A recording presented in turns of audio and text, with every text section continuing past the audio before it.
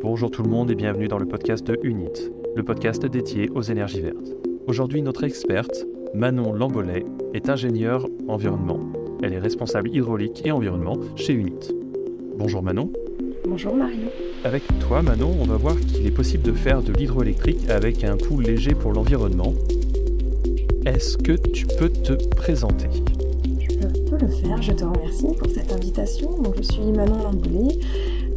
Originaire des Vosges, j'ai grandi entre forêts, rivières, truites. J'aime beaucoup l'humidité, la mousse, être au contact de la nature. Et j'ai longtemps hésité entre des filières forestières ou plutôt dans l'eau et les milieux aquatiques. J'ai choisi l'eau. Et donc aujourd'hui, je suis ingénieure environnement chez UNIT, responsable des parties, on va dire, techniques, donc la partie ingénierie, gestion de projet, les préparations de chantier, les calculs hydrauliques, et les parties environnementales sur l'ensemble de nos centrales hydroélectriques en France, et puis avec tout le cadre réglementaire qui encadre vraiment nos activités. Et plus concrètement, pour illustrer ce que je fais, parce que je pense que c'est un peu flou comme ça, c'est de pouvoir faire des calculs hydrauliques, notamment pour faire monter, descendre les poissons à travers les barrages, améliorer le transit des sédiments à travers les barrages, par exemple. Voilà, c'est des exemples en tout cas qui permettent d'illustrer ce que je fais. Oui, parce que quand on parle hydroélectrique, globalement, on parle de barrages pour apporter de l'électricité. Est-ce que tu peux juste nous donner une présentation un peu optimisée là-dessus ? Oui, effectivement. Alors, l'idée de l'hydroélectricité, c'est d'avoir effectivement un seuil ou un barrage sur un cours d'eau qui permet de dériver de l'eau de son cours naturel et de la faire passer dans un tuyau, une conduite, puis ensuite dans une turbine.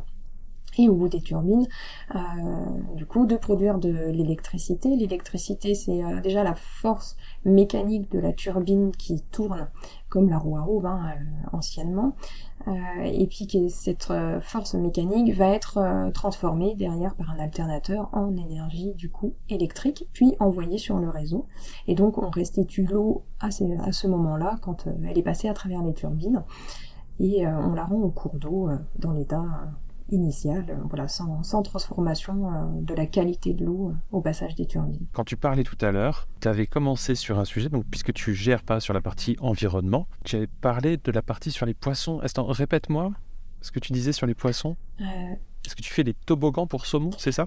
Oui, en gros, c'est ça, pour bien vulgariser une partie de mon métier. En tout cas, effectivement, on peut parler de toboggan pour les poissons, que ce soit pour les faire monter ou descendre. Donc, monter, c'est plutôt des ascenseurs, et pour les faire descendre, c'est plutôt des toboggans, effectivement. Et il y a pas mal de calculs liés à cela pour protéger leurs petites écailles quand ils prennent ce genre de dispositif. Voilà, c'est la partie, on va dire, ludique de mon métier en général qui surprend et qui fait sourire plus d'une personne quand j'explique une partie de mon métier. D'accord, on va revenir sur cet angle écologique, je pense, au fur et à mesure de l'entretien, mais c'est assez intéressant. Donc toi, tu travailles chez UNIT. Quelles ont été tes missions dernièrement ? Et quelle est l'expertise de UNIT d'ailleurs dans l'hydroélectrique ? Alors mes missions dernièrement, pour continuer vraiment à illustrer mon métier, je prépare par exemple des chantiers de construction qu'on peut avoir. Ça peut être des constructions totalement neuves sur des sites vierges ou des constructions d'ouvrages patrimoniaux anciens, des anciens moulins par exemple, qu'on va décider de rénover et remettre en service. Donc j'en ai un par exemple en ce moment qui est en Ardèche, donc c'est bien un moulin patrimonial où il y avait à l'époque de la culture de verre à soie pour faire du fil qu'on descendait sur Lyon.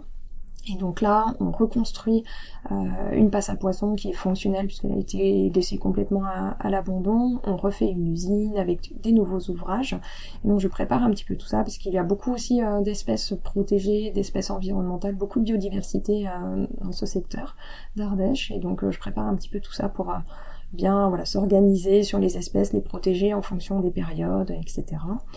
Et puis, par exemple, je renouvelle aussi des autorisations de centrales qui existent déjà, qui vont continuer à turbiner comme elles le font, mais de temps en temps, on fait un point avec les services de l'État, si on renouvelle pour une exploitation de 20, 30 ans, 40 ans, comment va se faire cette nouvelle exploitation. Donc on analyse déjà comment ça a été exploité dans le passé, quelles ont été les difficultés par exemple, et puis comment on continue à exploiter ensemble ce type de centrale et faire des aménagements, des mises à niveau entre guillemets et des modernisations des ouvrages pour pouvoir repartir sur un nouveau socle pour les années futures. Voilà par exemple des choses qui illustrent concrètement mon métier de tous les jours. Donc des parties vraiment très chantier sur le terrain et puis des parties qui sont plus dans le lien avec la réglementation, les mises à jour environnementales, le lien avec les services de l'État. Et chez UNIT, pour répondre à ta deuxième partie de question, l'hydroélectricité, c'est vrai que c'est un métier, on va dire, cœur initial de UNIT. Donc ça fait 35 ans qu'UNIT existe. Et on a commencé historiquement par l'hydroélectricité, puis très rapidement est venu l'éolien et le photovoltaïque, donc sur 3 énergies renouvelables différentes. Aujourd'hui, sur l'hydroélectricité, on est le plus gros producteur privé indépendant. Donc voilà, avec 47 centrales hydroélectriques en France. On en a en Corse, voilà, sur une île, donc c'est encore un autre cadre d'exploitation du coup, puisqu'on ne vit pas, on n'a pas d'exploitant directement, donc ça nous demande de voir aussi comment on gère à l'extérieur du territoire métropolitain et également en Irlande où on a aussi un petit peu d'international. Et ce qui est très intéressant à UNIT, et moi que j'apprécie particulièrement, c'est qu'on a toutes les compétences sur la chaîne de métier, donc on développe, on fait nos propres financements en interne pour développer, on construit, on exploite du coup nos 47 centrales actuellement, et on valorise aussi l'énergie derrière qui est produite. Donc c'est vrai qu'on a toute une chaîne de métiers, plein de collègues avec qui je peux échanger avec des compétences techniques vraiment très diversifiées. D'accord, avec des centrales un peu partout, en France et ailleurs. Est-ce que ça veut dire que tu voyages beaucoup? Ça veut dire que je voyage effectivement sur la France et je m'occupe effectivement des 47 centrales hydroélectriques. Alors forcément, on a des sujets importants, prégnants sur certaines centrales qui m'amènent à m'y déplacer régulièrement, notamment quand on a un chantier. Voilà, là j'y vais régulièrement pour suivre le chantier, notamment d'un point de vue environnemental et interaction du coup avec les milieux aquatiques.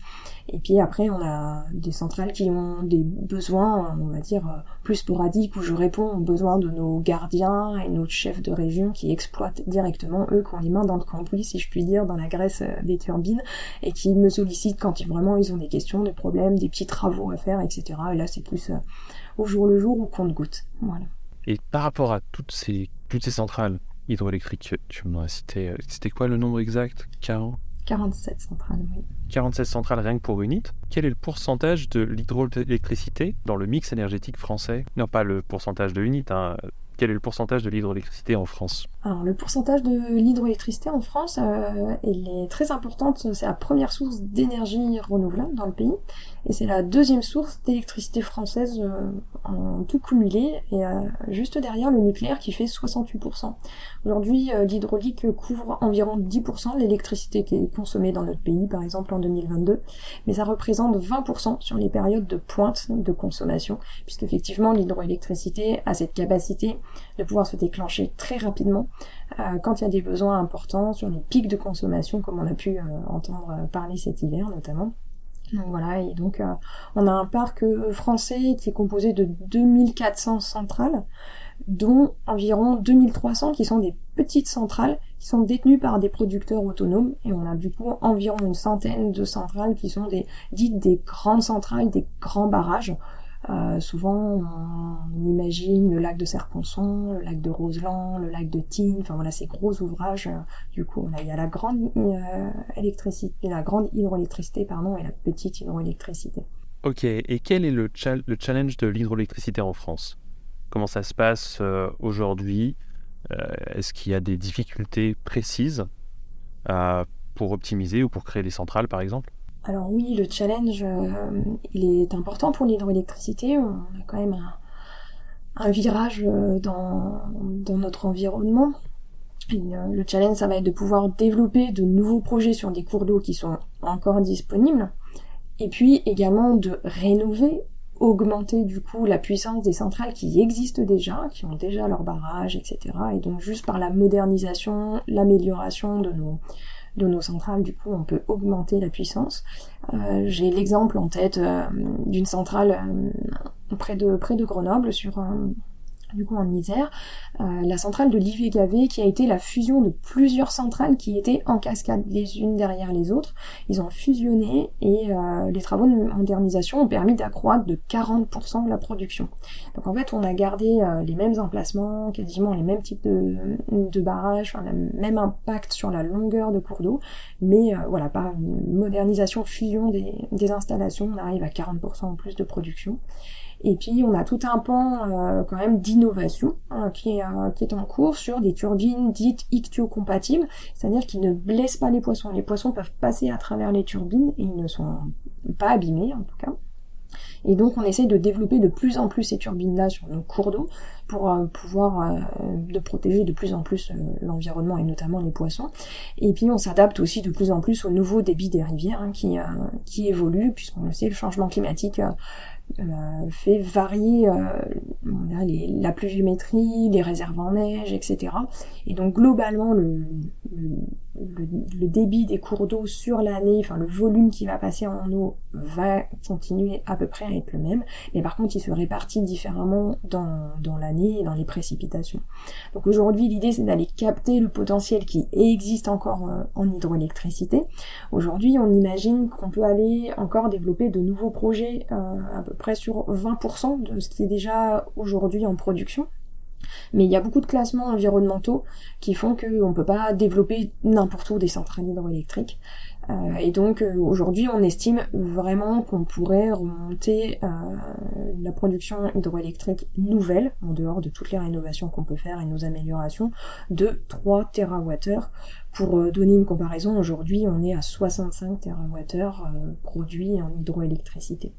Alors je note cette histoire de réchauffement climatique et de pluviométrie, je pense qu'on va y revenir un peu plus tard, mais avant d'attaquer ça, est-ce qu'on peut rester sur les centrales hydroélectriques et est-ce que tu peux nous donner un petit peu les points positifs et négatifs de cette énergie pour l'écologie? Parce que chaque énergie, même les énergies les plus vertes dont nous disposons, a forcément un point positif ou un négatif, on l'a vu pour ceux qui écoutent avec le photovoltaïque. Est-ce que tu peux développer sur les points positifs et négatifs? Tout à fait, comme tu l'as dit, effectivement, aucune énergie, aucun projet, aucun acte n'est sans impact aujourd'hui sur l'environnement, y compris notre propre vie a un impact sur l'environnement. L'hydroélectricité a de nombreux points positifs, comme par exemple la non-consommation en eau, puisque le débit transite à travers les turbines, mais il est conservé, il est restitué totalement à l'aval. On n'a pas de pollution de l'eau, ni de changement de la température, puisque c'est aussi une des questions par rapport à la biodiversité dans les cours d'eau, le réchauffement des eaux. Voilà, donc l'hydroélectricité, du coup, conserve cette température de l'eau, voire peut la refroidir, puisque quand l'eau passe dans les tuyaux, souvent ils sont enterrés en sous-sol, et ça permet de maintenir à minima, voire de refroidir un petit peu la température de l'eau, ce qui est important notamment sur la vie piscicole. On produit pas de déchets, et ça c'est quand même très chouette, puisqu'il y a d'autres énergies effectivement qui en produisent. On est une énergie qui émet très peu de CO2, et la grande partie de la consommation de notre carbone c'est à la construction, puisqu'après il n'y a pas de changement, enfin la roue tourne, mais il n'y a quasiment pas de consommable, de changement à effectuer dans le temps, etc. Et ça c'est pour une durée au moins de 40 ans, donc il y a une durabilité des ouvrages qui est vraiment intéressante, sans faire de changement majeur. Et une fois qu'il y a un barrage, une conduite et un bâtiment de centrale, on est parti globalement pour 100 ans de production sans gros travaux. Donc à minima 40 ans, et c'est surtout sur les parties électriques où il peut y avoir des évolutions, mais autrement tout ce qui est génie civil, ça ne bouge pas pendant presque une centaine d'années. Donc c'est vraiment très intéressant. C'est une technique qui est très ancienne, du coup on est quand même très sûr, avec des techniques vraiment fiables, qui ont déjà pas mal d'expérience. On a un rendement énergétique qui aujourd'hui est le meilleur, toute énergie confondue, y compris le nucléaire. L'eau, elle arrive, elle passe dans une turbine, elle la fait tourner, et après ça entraîne un alternateur qui est injecté sur le réseau. Mais c'est vrai que le coefficient de transformation est vraiment extrêmement intéressant au niveau rendement énergétique. Ce qu'on oublie parfois aussi, c'est la partie humaine, c'est la création d'emplois. Aujourd'hui, l'hydroélectricité, c'est un peu plus de 30 000 emplois directs, indirects, qui ont été répertoriés en 2020. Et surtout, ce qui est intéressant, c'est sur des zones qui sont rurales, isolées. Les centrales hydroélectriques sont un peu partout en France, disséminées dans les montagnes, etc. Et c'est vrai que ça offre des perspectives d'emploi intéressantes. Je dirais aussi sur la partie revenus aux communes. Souvent on entend parler des centrales hydroélectriques qui rapportent beaucoup et surtout aux propriétaires. Certes, comme toute entreprise, elle a un chiffre d'affaires qui permet de rémunérer l'entreprise qui l'apporte. Et il y a aussi des revenus qui sont versés aux communes et qui sont vraiment importants aujourd'hui, qui sont les taxes et impôts. Et aujourd'hui, on estime à peu près les recettes publiques liées à l'hydroélectricité en 2020, donc de 1500 millions d'euros reversés du coup aux collectivités. Donc je trouve que c'est pas neutre quand même comme poids.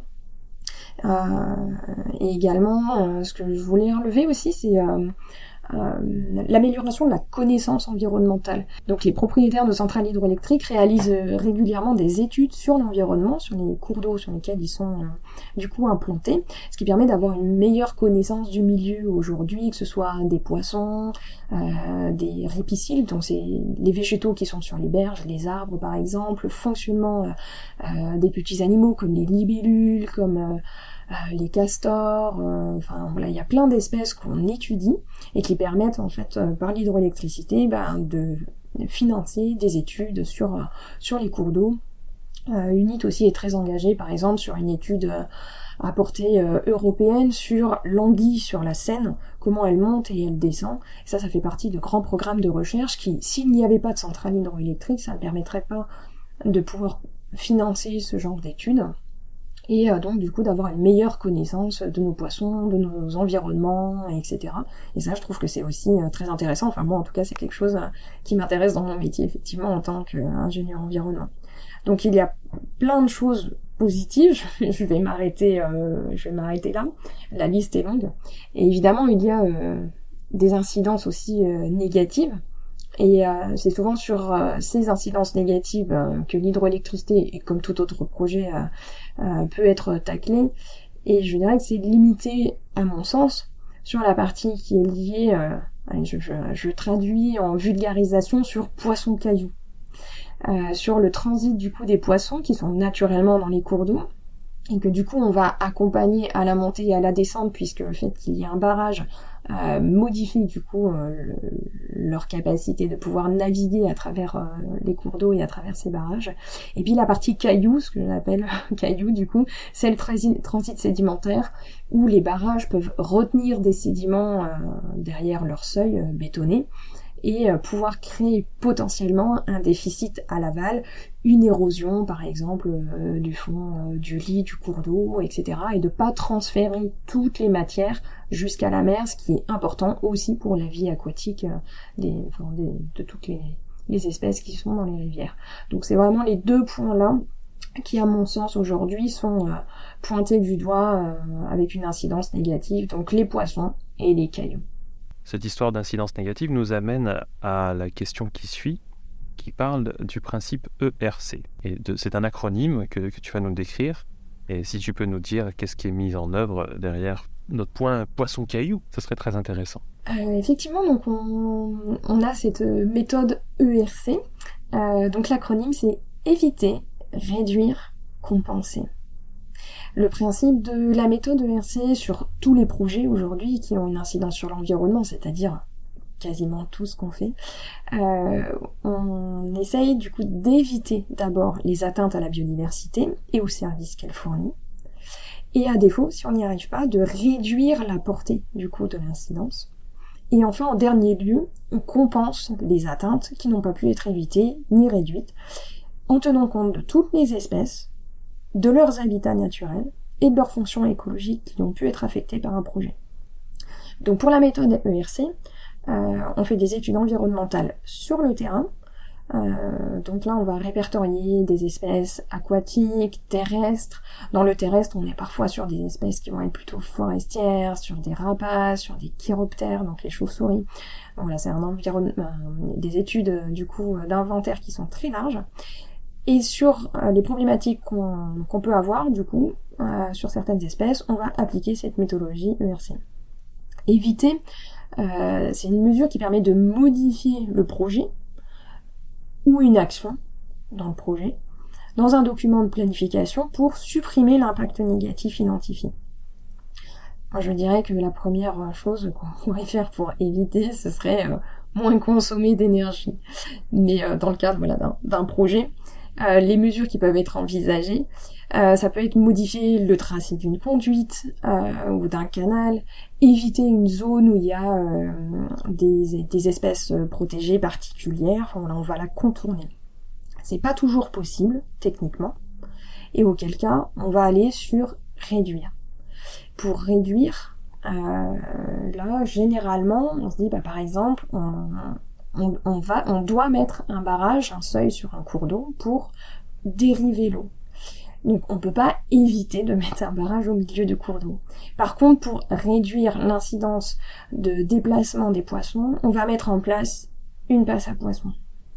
Voilà, donc ça c'est un bel exemple de réduction.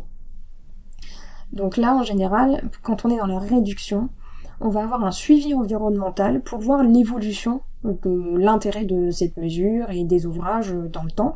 Donc en général, maintenant on a pas mal de retours d'expérience, permet aussi de pas réitérer des réductions dans le temps qui peuvent fonctionner, ou une histoire de pouvoir vraiment progresser sur les mesures de réduction, qu'elles soient les plus efficientes possibles. Et puis si vraiment on ne trouve pas de solution, par exemple on ne peut pas mettre en place de passe à poissons, on ne peut pas éviter la construction du barrage, le déplacer, etc. Alors dans ce cas, ce qu'on va faire, c'est compenser. Je garde sur cette idée par exemple de poissons, on se dit on sait qu'il va y avoir de la perte de telle espèce. Moi je ne l'ai jamais vu, mais c'est simplement pour donner une comparaison. On se dit peut-être que pas sur notre cours d'eau principal où on met la centrale, mais peut-être le petit affluent qui est à côté, qui serait un super site pour telle espèce, et peut-être qu'on peut compenser en disant que là, on va faire des mesures vraiment d'aménagement, parce que c'est plus adapté et que ça va correspondre à l'espèce. Et donc là, on est vraiment sur une compensation. Donc ça peut être sur le site lui-même de production, ou reporter en fait, soit sur la même commune, le cours d'eau d'à côté, ou on essaye de trouver le plus local possible évidemment, mais ça me fait penser par exemple à une conduite où on passait dans une prairie, et donc du coup cette prairie, on n'avait pas le choix de passer à tel endroit avec la conduite, on pouvait pas trop la déplacer. Du coup, ce qu'on a fait avec la commune, c'est qu'ils nous ont dit écoutez, on a un autre terrain qui est à quelques centaines de mètres dont on est propriétaire. Si vous voulez celui-ci, on le réserve, et là on fait une vraie compensation avec du suivi, du fauchage tardif, la mise en place de suivis environnementaux avec des écologues, etc. pour compenser du coup l'effet de la conduite forcée sur une zone de prairie de quelques mètres linéaires. Donc ça, c'est des choses qu'on fait régulièrement aujourd'hui. Aucun projet, que ce soit d'énergie renouvelable en général, et surtout en hydroélectricité, ne peut être fait sans cette méthode ERC pour chacun des impacts, que ce soit sur l'environnement, mais l'environnement aussi intègre la partie humaine, donc par exemple sur le bruit, sur les vibrations, etc. Excellent, j'apprécie beaucoup l'idée de cette méthode. Les passes à poissons, est-ce que tu peux décrire précisément ce que c'est? Parce que c'est une des aménagements écologiques. Puis si tu en as d'autres, je suis assez curieux. Oui, effectivement, les passes à poissons, c'est quelque chose dont on entend beaucoup parler, et puis c'est vrai que c'est visible sur un ouvrage, c'est assez pédagogique, et c'est vrai que c'est quelque chose qui est entre guillemets très à la mode. Pour se donner une idée du fonctionnement d'une passe à poissons et de son intérêt, aujourd'hui, c'est vrai que c'est un sujet vraiment prégnant. On a 60 000 ouvrages qui sont référencés en France, qui peuvent potentiellement bloquer les poissons à la montaison. C'est-à-dire qu'ils n'arrivent pas à passer par le barrage quand ils remontent, puisque les poissons, selon les espèces, ont des tendances à remonter et à redescendre pour se reproduire, ou tout simplement chercher des habitats qui les intéressent, mais souvent c'est quand même pour se reproduire. Et donc, sur les 60 000 ouvrages qui sont référencés, il y en a, du coup, aujourd'hui 15 000 qui ont été référencés, ce qu'on dit en liste 2. Donc, c'est des listes de cours d'eau ou de tronçons de cours d'eau sur lesquels les équipements sont jugés nécessaires par les services de l'État, puisqu'il y a des espèces patrimoniales qui nécessitent d'être protégées et qui doivent être équipés. Sur ces 15 000 ouvrages qui sont vraiment ciblés comme vraiment importants en France, on en a 10% qui sont des ouvrages hydroélectriques, donc environ 1500 ouvrages.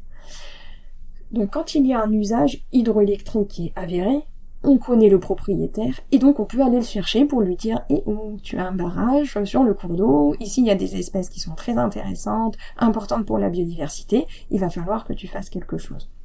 À ce moment-là, on va donc analyser quelles sont les espèces cibles, c'est ce qu'on appelle dans les cours d'eau, les espèces qui sont vraiment importantes à faire remonter, quelles sont leurs tailles, quels sont leurs âges. Donc là, on va faire des inventaires, des pêches pour savoir quels sont les poissons vraiment qu'on doit faire remonter avant de créer des ouvrages. Et puis donc, on va créer un ouvrage, la passe à poissons, qui permet aux espèces de franchir le barrage, remonter la rivière. Alors souvent, c'est des ouvrages qu'on voit, c'est des petits bassins qu'on fait les uns derrière les autres, et les poissons peuvent sauter de bassin en bassin par des toutes petites chutes d'eau, et donc remonter ainsi le barrage. On a un autre volet qui est la dévalaison, puisque si on les fait remonter, à un moment il faut bien qu'ils redescendent, les poissons, et donc pour les faire dévaler, là en général on met des solutions pour qu'ils ne passent pas dans les turbines. Pour celles qui ne sont pas électrocompatibles, j'en avais parlé juste précédemment, donc les turbines qui ne sont pas faites encore, enfin qui sont les toutes dernières générations qui protègent les poissons, sur les anciennes, du coup, plutôt que de changer complètement les turbines, on va mettre ce qu'on appelle un plan de grille devant, en fait, des grilles, des barreaux, qui sont avec un tout petit entrefer qui ne laisse pas passer les poissons à travers les barreaux. Et donc il n'y a que l'eau qui passe, mais pas les poissons. Et puis les poissons bloqués devant ces grilles se disent moi par où je passe, on leur donne une sortie, une issue, et c'est là que je dimensionne les fameux toboggans. Donc là, du coup, c'est des toboggans qui les amènent à l'aval du barrage, à l'aval des turbines, pour pas qu'ils ne se fassent turbiner. Voilà, donc en général, ça c'est les deux ouvrages importants qu'on met en place maintenant sur toutes nos centrales hydroélectriques, donc de la montaison et de la dévalaison.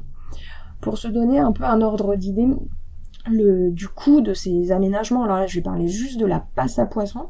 La passe à poissons, le minimum moi, que j'ai pu construire, c'est 300 000 euros, 500 000 euros.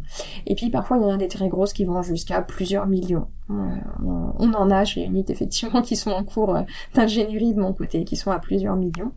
Donc voilà, donc c'est vraiment des coûts extrêmement importants pour la production d'énergie renouvelable. Juste par le coût financier, et puis également le fait de faire ces ouvrages-là nous fait perdre de l'eau puisqu'ils sont alimentés en eau pour que les poissons puissent remonter et descendre dedans, donc c'est de l'eau qu'on ne peut pas nous turbiner à ce moment-là. Puis tous les coûts en fait entre guillemets annexes cachés, c'est que ces ouvrages il faut les maintenir, il faut les entretenir. Et c'est un nouveau métier pour nos gardiens de centrale du coup à découvrir, et c'est vrai que ça prend quand même beaucoup de temps parce que c'est des ouvrages qui sont très fins, qui sont à quelques centimètres près, il faut pas qu'il y ait de branches qui se mettent dedans, pas d'amas de feuilles, etc. et pas de déchets, et malheureusement on en trouve beaucoup dans nos cours d'eau. Donc c'est vraiment un entretien très particulier. Et puis sur ces nouveaux ouvrages, qui sont donc en béton, en génie civil la plupart du temps, on est en plus imposé dessus puisque c'est une nouvelle construction. Donc parfois on se dit... purée, c'est vrai que ça fait quand même beaucoup d'aménagements. On fait les études, on fait les aménagements, et puis derrière on doit les entretenir, et en plus on est imposé dessus. Donc des fois ça râle un petit peu, et en même temps on sait pourquoi on le fait, pour protéger les poissons, la biodiversité, etc. Et c'est vrai que le coup, quand j'en parle autour de moi, même avec des amis, etc., on est toujours, je vois la réaction en général des personnes quand je dis oui c'est des projets entre 300 000 euros et plusieurs millions d'euros. C'est vrai que ça surprend, on me dit mais pour faire monter, descendre des poissons, waouh. Donc voilà, c'est vrai que c'est surprenant. Alors effectivement, il peut y avoir cette idée de coût. D'ailleurs, ça me fait penser à un sujet dont tu avais parlé, c'est toboggans à poissons. Pas les toboggans, mais donc toutes ces passes à poissons, tous ces aménagements, ils ont un coût assez costaud. Est-ce qu'ils sauvent beaucoup de poissons dans les faits? Dans les faits, très bonne question.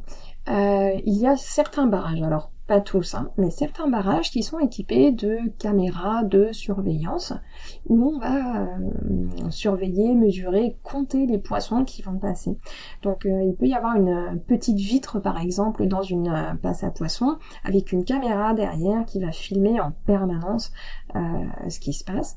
Et donc il y a des personnes qui sont payées pour analyser ces vidéos. Ces personnes sont hyper pointues sur la connaissance des poissons, évidemment, des différentes espèces, et puis même dans les espèces qui arrivent à les reconnaître. Comme vous arrivez à reconnaître votre chien parmi 10 autres chiens de la même race, bah eux, ils arrivent à reconnaître Gertrude et Jocelyne qui passent dans la passe à poissons. Et d'une espèce à l'autre. Et donc du coup, ils peuvent analyser ceux qui montent. Et ceux qui montent redescendent et remontent, parce qu'ils s'amusent à travers les bassins et les toboggans. Et donc, du coup, eux, ils arrivent à les identifier et à les compter, à mesurer, etc. Donc ça nous donne plein d'informations sur les poissons qui peuplent nos cours d'eau. Et c'est toujours une grande question en fait quand on fait la passe à poissons parce qu'on a le coût de la passe à poissons. On sait que globalement ça fonctionne pour les espèces, en tout cas on en voit remonter. Et puis derrière on se dit j'ai vu remonter par exemple 2 truites, Gertrude et Jocelyne, j'en ai vu remonter 10, j'en ai vu remonter 200, j'en ai vu remonter 2000. Quand est-ce qu'on pense qu'on est satisfait et que c'est un bon moyen du coup de réduire notre impact? Ça c'est vraiment une grande question, une grande discussion, et je sais pas s'il y a vraiment de réponse aujourd'hui, parce qu'on est sur de la biologie, sur du vivant. Est-ce que les poissons remontent à travers cette passe à poissons parce qu'ils avaient envie de remonter et que de toute façon, même si elle n'est pas optimale, etc., de toute façon, ils avaient tellement envie de remonter sur ce cours d'eau qu'il y a peut-être une température de l'eau qui est top, une granulométrie de sédiments, etc., qui est vraiment adaptée. Est-ce qu'aujourd'hui, ils n'ont pas envie de remonter ou cette année, pour d'autres facteurs climatiques qu'on ne connaît pas, aujourd'hui, c'est très difficile de se dire est-ce que quand il y a 10 poissons qui remontent ou 200 poissons, on est content? Ça veut dire que la passe est fonctionnelle, ça veut dire que le cours d'eau a retrouvé toute sa vigueur et sa naturalité d'antan. C'est vraiment très difficile à dire. Donc globalement aujourd'hui, ce qu'on peut dire avec toute assurance, c'est qu'il y a des poissons qui passent à travers les passes à poissons. Donc ça fonctionne. Après, est-ce que tous les poissons arrivent à passer? Est-ce que s'il n'y avait pas de barrage, il y en aurait plus dans le cours d'eau? Ça, c'est aujourd'hui très difficile à pouvoir dire. Ce que je pense qui est quand même important parfois aussi de rappeler, c'est que il y a des poissons dans nos cours d'eau aussi, en partie, parce qu'il y a de l'alvinage. Donc l'alvinage, c'est de mettre des tout petits poissons, des alevins, des bébés poissons, on les met dans les cours d'eau pour recoloniser les cours d'eau. La plupart du temps, quand on alvine les cours d'eau, c'est pas simplement pour le plaisir de remettre des poissons dans le cours d'eau et se dire wouhou, c'est plein de biodiversité, il y a plein d'espèces différentes, etc. C'est quand même une vocation qui est liée du poisson pour les pêcheurs. Donc j'essaye aussi de prendre un peu de recul là-dessus. En général, il y a 2 aspects. Il y a la biodiversité, protéger la biodiversité, faire remonter les poissons. Et là-dessus, il y a des sujets majeurs tels que le saumon, la truite, l'anguille, qui sont vraiment des espèces phares.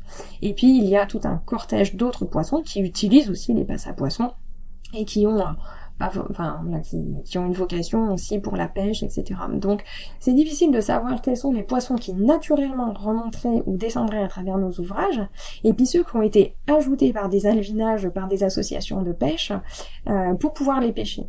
Et donc tout ça cohabite joyeusement, et donc c'est très difficile de répondre à la question avec des chiffres vraiment mesurés. En tout cas, ce qui est sûr, c'est qu'aujourd'hui, les passes à poissons, ça fonctionne. Il y a des poissons qui remontent. Après, quand est-ce qu'on est satisfait? C'est le jeu de la biologie qui est pas toujours simple. Merci pour ta réponse qui est assez en nuance. Donc aujourd'hui, on voit qu'il y a beaucoup de travail qui est réalisé au niveau du principe ERC, au niveau des aménagements écologiques pour sauver les poissons, pour éviter qu'ils soient blessés dans le cadre des barrages, et puis aussi pour qu'ils puissent conserver leur mobilité. On n'est toujours pas sûr du résultat exact de ce que ça donne, même si on se doute, je pense qu'on blesse moins de poissons, puisque ça, par contre, ça doit être quelque chose de près sûr. Mais ça reste en nuance. Est-ce que tu penses, toi, à titre personnel, puisque tu es experte du sujet, qu'on peut être en même temps écologique et penser qu'on devrait faire plus d'hydroélectricité en France, par rapport aux coûts que tu connais, par rapport à tout ce que tu vois et par rapport à ton expertise? Alors ma réponse est oui, assurément oui. Je pense qu'on peut, agir à différents niveaux sur l'écologie. On peut agir à son échelle, avec moins de consommation, en ayant des sources d'énergie renouvelables, avec des contrats verts, etc. Mais il faut de toute façon, à mon sens aujourd'hui, produire de l'énergie. Produire pour soi, puisqu'aujourd'hui peu de personnes sont complètement déconnectées de l'électricité du réseau, et puis produire aussi pour les autres qui ne seront pas forcément aussi engagés que nous sur la voie de l'écologie. Demain, c'est une certitude, il faudra de l'énergie. Pour moi, en tout cas, il faudra qu'elle soit verte, renouvelable, durable, locale. Ça ne veut pas dire qu'il faudra qu'elle soit 100% renouvelable, 100% verte, etc. Mais pour moi, il faut avoir cette partie-là du mix énergétique. D'ailleurs, la loi de transition énergétique prévoit qu'il y ait 32% d'énergie renouvelable en 2030. Donc pour répondre à ces ambitions, il me semble que l'hydroélectricité, aujourd'hui, participe, comme les autres énergies renouvelables, à pouvoir contrer le changement climatique et avancer dans ce monde. Je trouve que c'est intéressant de dire oui à l'hydro, pas que l'hydro, oui au photovoltaïque, pas que le photovoltaïque, oui à l'éolien, pas que l'éolien, etc. Effectivement, je pense que le mix des énergies renouvelables, ce qu'on appelle au niveau forestier, j'en avais parlé au début que j'aime aussi la forêt, on appelle ça la mosaïque des forêts, d'avoir différents types de peuplement, d'avoir différentes espèces, etc. Et bien je pense que là c'est pareil. Pour avoir de la résilience, il faut un mélange des énergies renouvelables. L'hydroélectricité, c'en est une aujourd'hui, c'est la première des énergies renouvelables, puisque comme je l'ai dit précédemment, elle est déjà très ancienne, elle est connue, elle est fiable.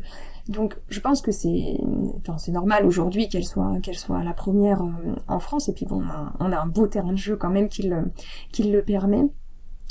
C'est peut-être pas le cas dans tous les pays, mais je pense que oui, l'hydroélectricité a aujourd'hui toute sa place. C'est une énergie qui n'est pas intermittente comme peut l'être l'éolien, le photovoltaïque, et qui a une capacité du coup de réponse. On peut stocker l'eau, donc on peut stocker cette énergie. C'est une des seules énergies renouvelables qu'on peut stocker aussi facilement, sinon que par les batteries évidemment, mais on peut stocker l'eau et dire à un moment on a besoin d'énergie, dans moins d'une minute je suis capable d'injecter sur le réseau tant d'énergie. Et je trouve que ça c'est un service aujourd'hui qui est vraiment important. Au-delà de produire de l'énergie renouvelable, c'est aussi répondre à un besoin immédiat. Et on sait combien aujourd'hui le côté immédiat de nos services, quels qu'ils soient, sont vraiment très importants à nos yeux dans ce monde qui va de plus en plus vite, où il faut répondre très très vite. Donc je trouve que l'hydroélectricité apporte vraiment une réponse très importante, au-delà du fait que elle produit de l'énergie renouvelable, locale, non délocalisable, et par ailleurs elle rend d'autres services. Et c'est ça que je trouve aussi intéressant, et qui est pas toujours, me semble-t-il, mis dans la balance des impacts positifs de l'hydroélectricité, où par exemple elle permet de stocker l'eau pour les grands barrages en tout cas, et de la redistribuer tout au long de l'année. Quand on était cet été, l'été dernier du coup 2022, en période de sécheresse, etc., ça permettait de laisser toujours un peu d'eau dans les cours d'eau et petit à petit vider les retenues. Ça permet de soutenir du coup les irrigations pour les agriculteurs, de soutenir les cours d'eau pour qu'il y ait toujours de l'eau, pour de l'eau potable, pour diluer les rejets de stations d'épuration. Et également, il me semble que c'est aussi important de le mix énergétique, de pouvoir refroidir les centrales nucléaires. Donc aujourd'hui, on utilise l'hydroélectricité par des barrages qui permet de retenir l'eau pour la partie des grands barrages pour pouvoir refroidir nos centrales, les réacteurs du coup de nos centrales nucléaires. Donc on voit que les énergies entre elles sont connectées, liées, et on peut pas se dire on fait que du nucléaire ou que de l'hydroélectricité. Je pense que ce serait une erreur stratégique en France, et si on veut aller vers la résilience aujourd'hui, je pense qu'il faut mixer au maximum nos énergies, et l'hydroélectricité a aujourd'hui toute sa place. Et leader, je ne sais pas si elle restera leader dans le temps, mais en tout cas elle a toute sa place assurément. Donc, vis-à-vis du réchauffement climatique, on sait que l'hydroélectricité n'est pas en péril, et qu'au contraire, elle est utile par rapport au mix énergétique et par rapport à d'autres choses. Tu viens de le souligner. À mon sens, ce serait donc dommage de ne pas développer plus d'hydroélectricité. Est-ce que toi, tu te sens aidé par l'État pour aller dans cette direction de l'hydroélectricité verte ? Bonne question. Bonne question, et je vais essayer de ne pas répondre complètement en nuance comme je peux le faire parfois. Je dirais, il y a un oui, il y a un mais. Oui, il y a des lois, oui, il y a des aides, clairement pour l'énergie renouvelable, au sens général, et pour l'hydroélectricité. Je mets un petit mais quand même. Où on a dans le temps, dans l'histoire de l'hydroélectricité, on a changé de ministère, on a changé un petit peu notre vision sur l'énergie renouvelable. Au début, on était sous l'industrie, l'économie, le développement de l'industrie française, etc., puisque c'est la naissance de l'hydroélectricité sous ces aspects-là, du coup, d'avoir de l'énergie, la force motrice de l'eau, pour nos industries, pour le textile, pour le papier, pour les scieries, enfin pour plein d'usages, pour les huiles, pour la farine, etc. Et donc après, petit à petit, effectivement, il y a eu la révolution industrielle où l'hydroélectricité a une place majeure. Et puis aujourd'hui, on est sous le ministère vraiment clairement de la biodiversité et de l'environnement. Parfois, on oublie que l'hydroélectricité, son objectif, c'est de faire de l'énergie renouvelable. Notre objectif n'est pas d'abîmer les poissons, d'abîmer les cours d'eau. Notre objectif est de produire de l'énergie renouvelable. Et donc, par là même, de diminuer les émissions de CO2 et d'atténuer les effets du changement climatique et par ce fait, par rebondissement, aussi de protéger la biodiversité. Et parfois, j'ai l'impression que dans le discours, on oublie un peu ça. Le but de cette énergie renouvelable, c'est aussi, dans la finalité, de préserver notre planète, de préserver la biodiversité. Effectivement, si le changement climatique ne fait que continuer comme on le vit actuellement, avec plus 1, plus 2, peut-être plus 3 degrés, on sait très bien que la biodiversité va être altérée.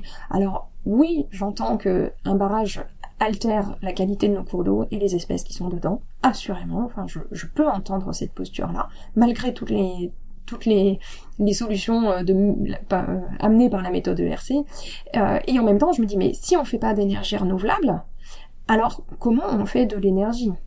Et je trouve que voilà, des fois en France on est un peu entre les deux en fait, entre la volonté de développer ces énergies renouvelables et puis entre guillemets oui, mais pas chez moi, oui, mais sans impact, oui, mais pas devant ma porte. Il y a une expression anglaise qui dit bien ça, oui, mais pas dans mon jardin. Et donc parfois c'est un peu frustrant parce que je me dis, mais moi le but, j'essaie de rappeler souvent en réunion que le but c'est de faire cette énergie renouvelable et de contrer le changement climatique, ou en tout cas l'atténuer au plus possible. Et j'ai l'impression des fois qu'il est un peu oublié, et je trouve clairement qu'on manque un peu de soutien dans cette filière, comme dans d'autres filières certainement d'énergie renouvelable. C'est vrai que moi je suis assez centrée sur l'hydroélectricité, mais je pense que sur d'autres filières c'est un peu pareil. Des fois on oublie que aucun projet ne peut se dire sans incidence. Voilà. Ok, c'est un message important. Est-ce que tu as quelque chose à rajouter ? Si tu as une question que j'aurais dû peut-être te poser. J'aimerais bien parler de dire ce qu'on peut faire à notre échelle, parce que je pense que des fois on est un peu dépassé par tous ces grands sujets nationaux, voire internationaux, que sont les énergies renouvelables, le changement climatique, etc. Et souvent on se dit mais ok, je me passionne, ou du moins je m'informe sur ce sujet, et puis concrètement, une fois que j'ai éteint ce podcast, qu'est-ce que je fais, sur quoi je peux œuvrer dans ma vie, faire bouger des choses. La première des choses, ce qu'on dit toujours, la meilleure énergie, c'est celle qu'on ne consomme pas. J'invite du coup à consommer moins. C'est ça ce qu'on peut faire à notre échelle, d'une part, pour avoir le moins d'incidence sur notre environnement. Choisir des fournisseurs d'énergie 100% verte, 100% renouvelable, 100% indépendant aussi.